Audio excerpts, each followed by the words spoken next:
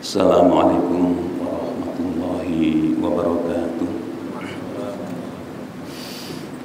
Alhamdulillahirabbil alamin. Wassalatu wassalamu ala asrofil anbiya'i wal mursalin wa ala alihi wa ashabihi wa man tabi'ahum bi ihsanin ila yaumiddin. Qala an-nabi sallallahu alaihi wasallam, fa inna asdaqal hadisi kitabullah wa khairal hadyi hadyu Muhammadin sallallahu alaihi wa alihi wasallam wa syarrul umuri muhdatsatuha wa kullu muhdatsatin fid dini bid'atun wa kullu bid'atin dhalalah wa kullu dhalalatin finnar.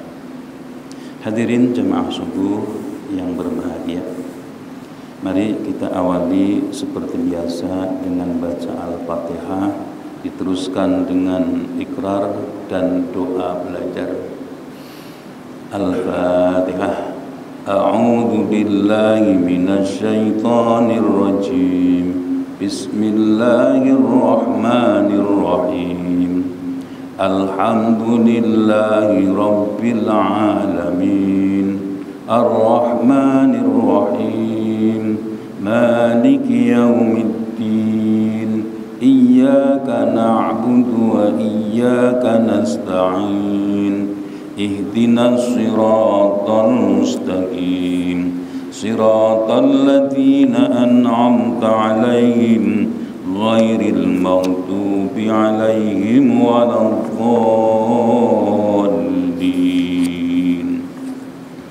Raditu billahi rabba wa bil islami dina wa bi muhammadin nabiyya wa rasula. Rabbi zidni ilma warzuqni fahma. Amin. Kita teruskan kaji kita, yaitu HPT, Himpunan Putusan Tarjih, masih bab Toharoh. Mungkin ini di penghujung Pak ya, halaman 71, yaitu hadis 53. Langsung saya bacakan. Li hadisi Asma binti Abi Bakrin qalat, ada hadis dari Asma. Asma ini siapa? Oh, anaknya Abu Bakar. Anak Abu Bakar ini meriwayatkan, jadi sanad ya, jadi sandaran. Qalat, dia berkata, ja'ati imra'atun ilan nabi. Ada salah seorang perempuan datang kepada Nabi sallallahu alaihi wasallam. Faqalat, maka dia berkata, ihdana yusibu saubaha min damil haidi. Ihdana, salah satu dari kita, yusibu, ngena, saubaha, pada pakaiannya, min damil haidi, yaitu dari darah haid. Kaifa tasna. Nah, bagaimana harus berbuat? Bagaimana dia harus berbuat? Tasna di sini pakainya domir hiya ya. Jadi bagaimana dia harus berbuat? Nah, jadi ada salah seorang perempuan ya dari Asma ini menceritakan, ada di antara mereka itu terkena darah haid pada pakaiannya. Bagaimana kita harus berbuat? Nah, jadi di sini ada tata aturannya. Faqala, maka Rasulullah itu bersabda, tahuttuhu summa takorusuhu. Jadi suruh dibersihkan. Kalau bahasa harfiahnya itu dikerik gitu ya. Summa takrusuhu, kemudian membersihkannya bilma'i, dengan air. Summa tandohuhu summa tusolli fihi. Ya, kalau sudah bersih, sudah disiram, maka sholatlah. Jadi ini bab toharoh itu dijelaskan oleh Rasulullah banyak sekali tata caranya, baik itu untuk laki ataupun perempuan. Dan yang dulu-dulu kita bahas ada hadas dari perempuan banyak. ada men, ada karena nifas, ada karena ya hubungan, dan laki-laki pun demikian, ada keluar mani, ya mimpi, ada jima, ada di sana ada lagi wadi, ada madhi. Ini komplit dijelaskan oleh Rasulullah dalam hadisnya. Kenapa begitu komplit? Karena penting. Karena berkaitan dengan syarat sahnya sholat. Ya jangan sampai syarat sahnya sholat kita terlewatkan. Bahkan wudhu yang kelihatannya sekedar bersih-bersih, itu juga Rasulullah itu sangat memperhatikan bagaimana cara wudhu yang benar. Dari awal membasuh telapak tangan, berkumur-kumur, istinsya, sampai membasuh muka, dan yang terakhir yaitu membasuh kaki. Itu ada yang disabdakan oleh Rasul yang berkaitan dengan sahabat Nabi. Ahsinul wudu'a, perbaikilah wudhumu, ya karena ada bekas sejempol tangan itu tidak tersiram.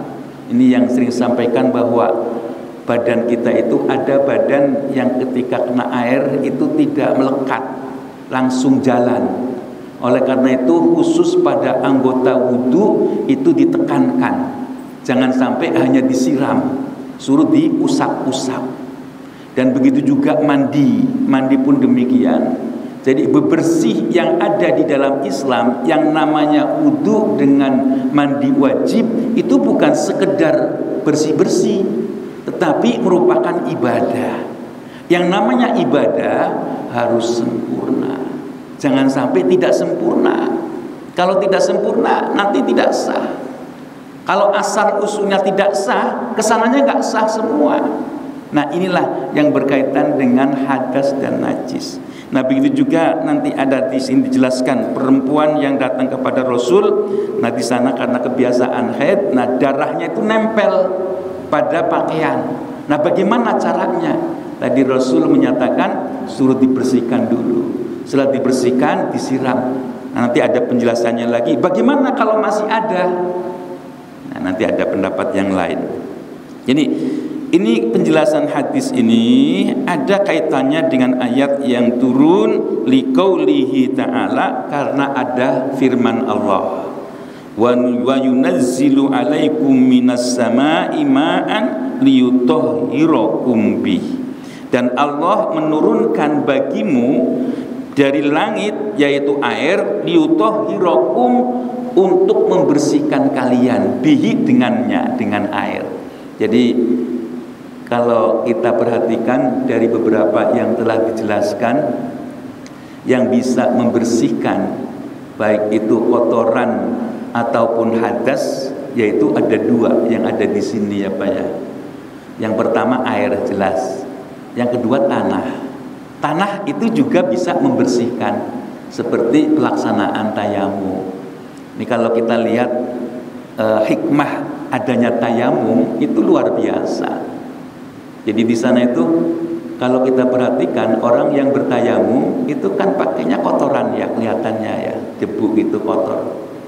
Tapi dia sampai mau melaksanakan tayamum ya karena ada darurah, karena ada yang melegalkan, yaitu katakan sakit kalau dia itu kena air, atau dalam perjalanan. Ini penyebab-penyebabnya ya, karena sakit, karena dalam perjalanan, atau karena tidak ada air. Nah, jadi ada 3 penyebabnya tayamum. Kok dia mau melaksanakan walaupun kelihatannya kotor, itu adalah perintah Allah. Ketika orang itu mau melaksanakan tayamum, sesungguhnya walaupun menurut pendapat manusia kotor, hatinya bersih, menunjukkan ketulusan, ketaatan kepada Allah. Walaupun kelihatannya menurut kasat mata itu kotor, hatinya itu bersih. Karena apa? Karena mau melaksanakan tayamum. Nah itulah hikmah pelaksanaan tayamum. Jadi memang ada makna-makna yang terselubung di dalam perintah Allah. Kalau di beberapa pendapat ulama, mayoritas itu kan yang tadi, yang bisa membersihkan itu hanya tanah dan air. Kalau Imam Abu Hanifah bilangnya tidak hanya tanah dan air. Api itu bisa membersihkan. Makanya kalau kita di dalam Islam itu kan ketika orang banyak dosanya masuk neraka itu dibersihkan dulu. Dibersihkan, maka dia baru masuk surga. Ada juga yang logikanya bisa kita tangkap. Batu bata yang dicampur dengan barang najis terus dibakar itu menjadi suci.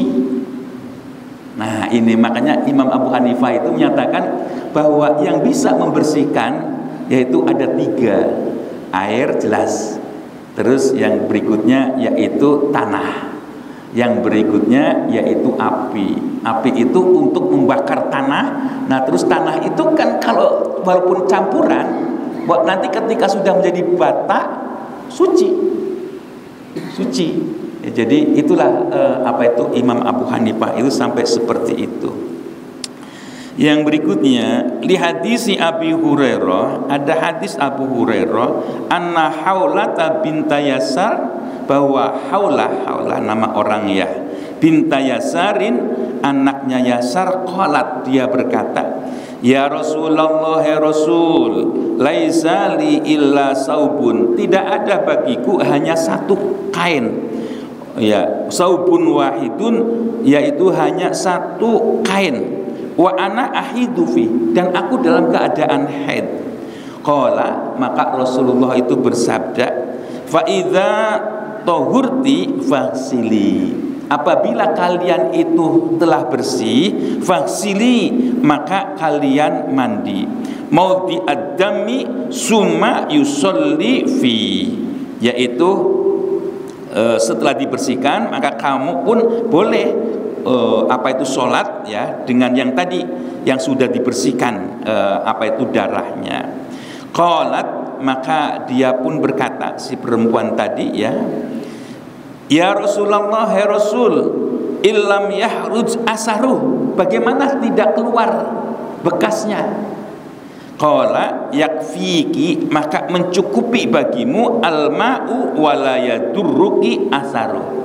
Jadi sudah mencukupi apa-apa yang telah kamu kerjakan di dalam membersihkan, dan itu tidak membahayakan bagimu. Jadi begini ya Pak ya. Jadi ketika orang membersihkan itu kan kadang-kadang ada bekasnya ya, tidak sempurna. Ya kalau sudah dibersihkan, diusahakan, terus kok masih ada sedikitnya warnanya itu nempel. Kata Rasul, ya sudahlah, nggak apa-apa, laksanakan saja itu. Ya kan kalau di dalam fikih itu dijelaskan rihuhu gitu kan ya, ta'muhu, asruhu. Nah itu. Jadi ambunya, rasanya, kelihatannya, launuhu, warnanya. Nah itu harus bersih.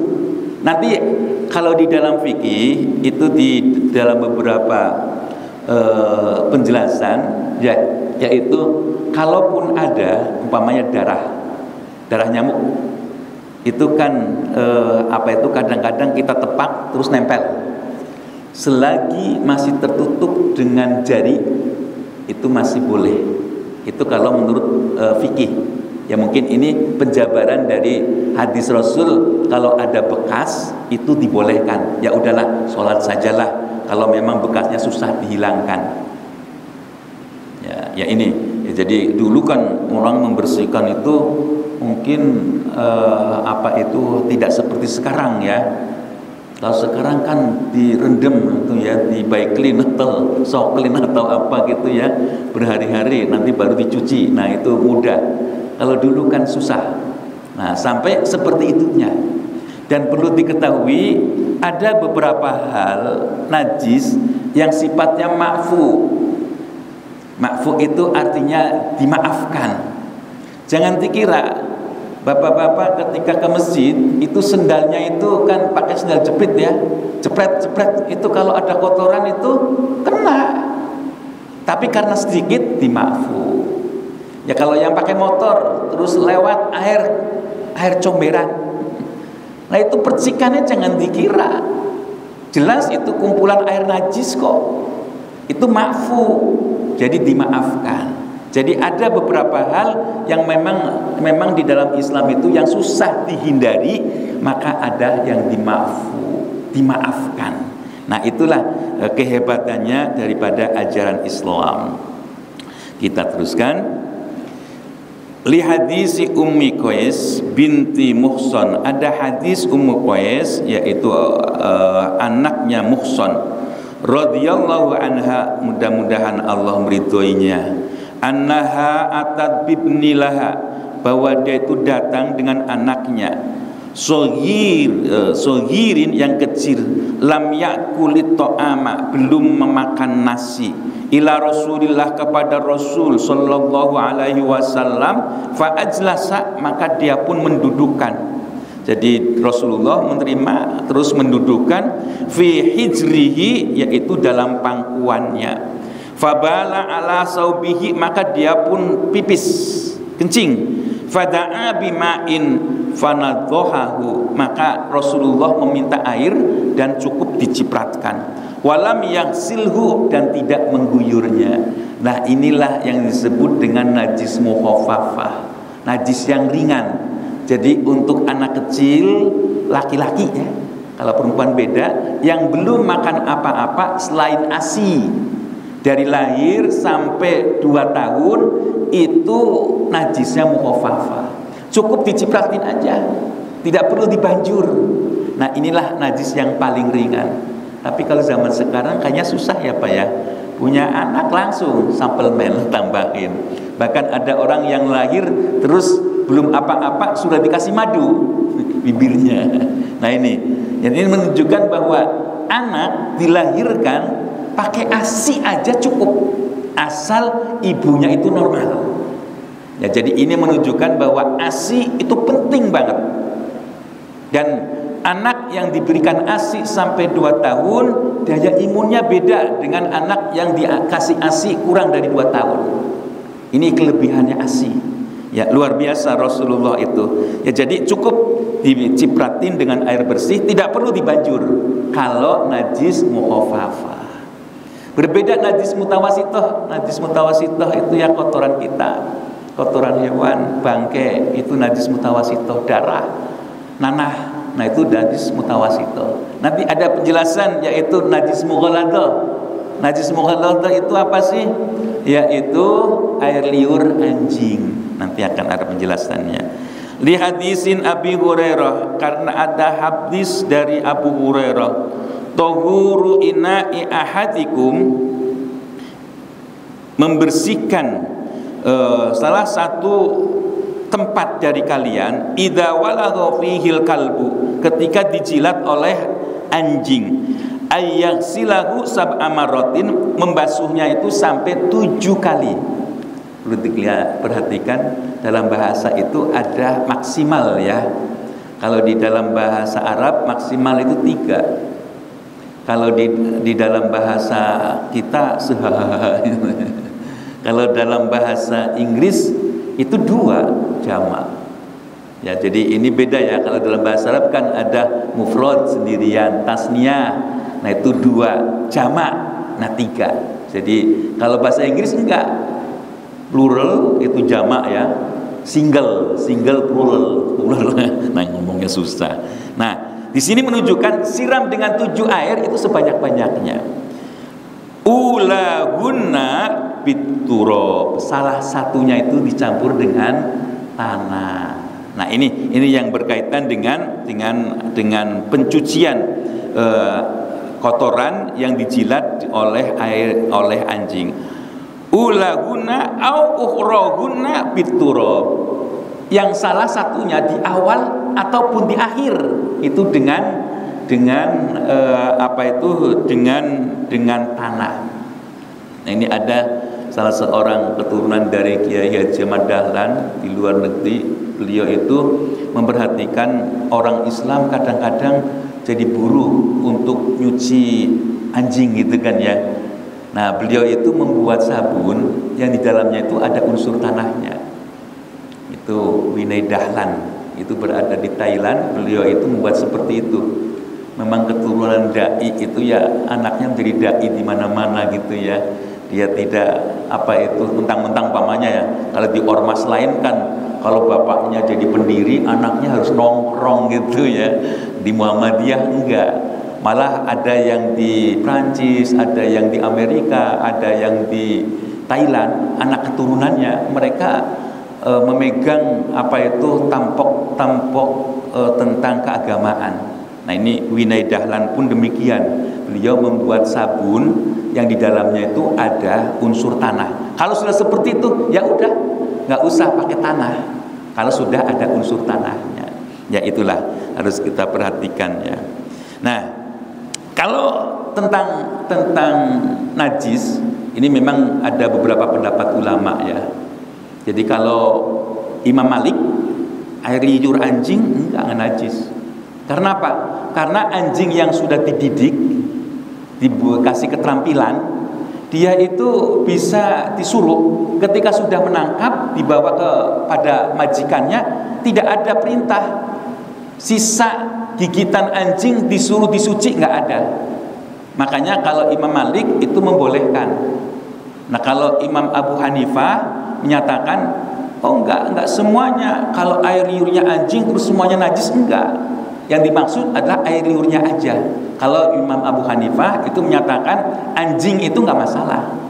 Makanya kalau kita lihat yang madhabnya Maliki itu kan, mohon maaf ya, itu kan ada ya orang buta diantar oleh anjing itu ya, terus ke masjid. Nanti masjidnya pun ada persediaan tempat untuk penitipan anjing. Nah inilah karena ada kajian-kajian maka bisa terbuka. Oh itu madhab Maliki, oh itu madhab Hanafi. Tidak langsung cepat-cepat. Kok orang Islam begitu? Nggak demikian. Ya inilah pentingnya itu ngaji. Maka kita bisa mengetahui oh itu pendapat dari yang lain. Ya. Jadi salah satunya kalau kita merujuk kepada hadis, ketika terjilat oleh anjing maka dicuci dengan tanah. Di hadis Anas radhiyallahu anhu qol, kana Rasulullah sallallahu alaihi wasallam yadkhulul khala. Rasulullah sallallahu alaihi wasallam itu masuk ke jamban. Fa ahmilu ana wa gulamun nahli idawatan.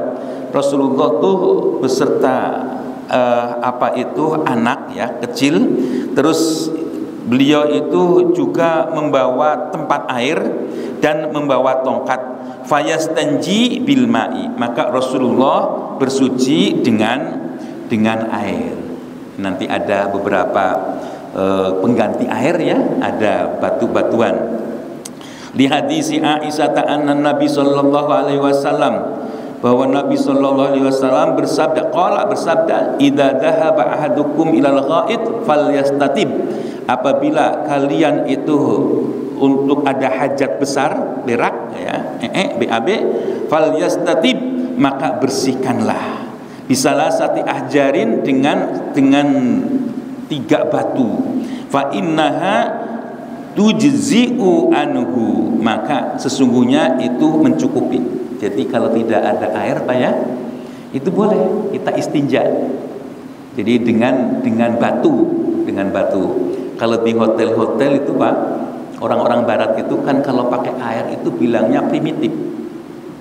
Nah, mereka baru terbuka ketika ada Covid. Oh, ternyata Islam itu lebih sempurna.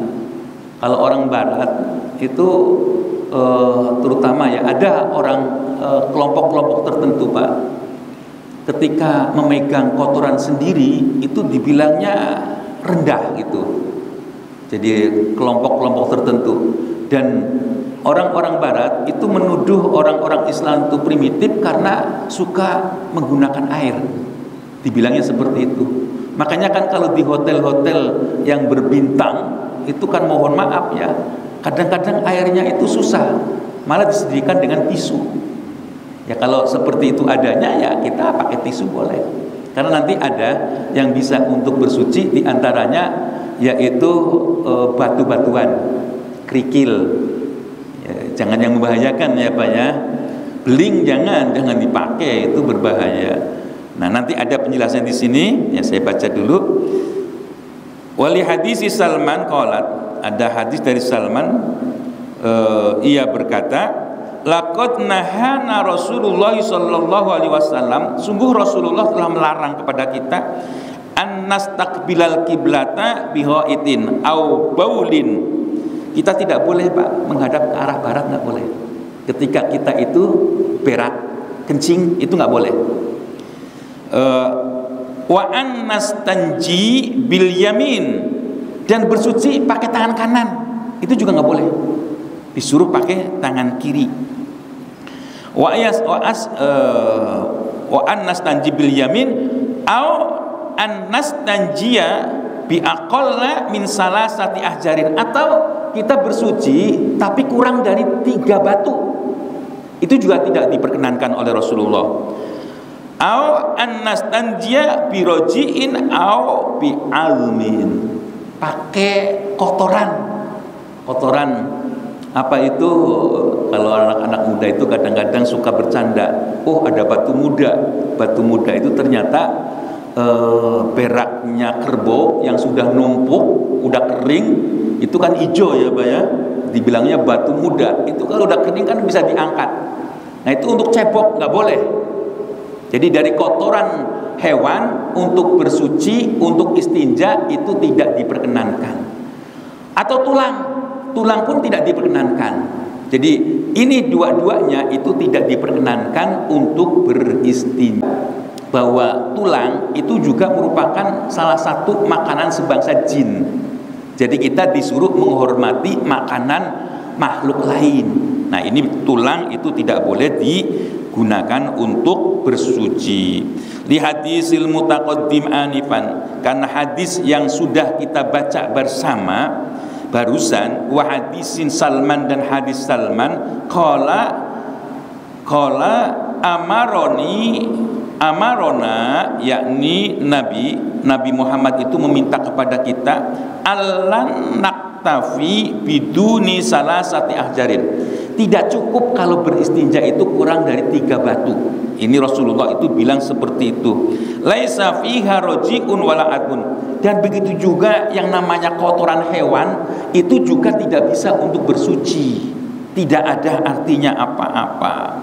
Walau annahu aradal hajar wa makana nahwahu illantifa'a, ya, atau yang sepadan, batu-batuan atau yang sepadan, tapi ya ingat yang tidak membahayakan.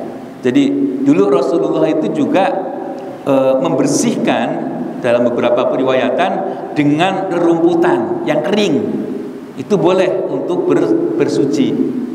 Atau apa itu, ya pokoknya selain dari kotoran dan apa itu tulang, itu yang diperbolehkan. Kalau yang berupa tulang ataupun kotoran itu tidak memberikan manfaat apa-apa. Itulah yang dapat saya sampaikan di pagi hari ini. Dr. Ayuhan barangkali ada tambahan? Cukup ya. Ya, biar ini kita tutup saja ya. Nanti bertanyanya setelah tutup juga boleh. Kita tutup dengan membaca doa kafaratul majlis. Subhanakallahumma wa bihamdika asyhadu an la ilaha illa anta astaghfiruka wa atubu ilaik. Assalamualaikum warahmatullahi wabarakatuh.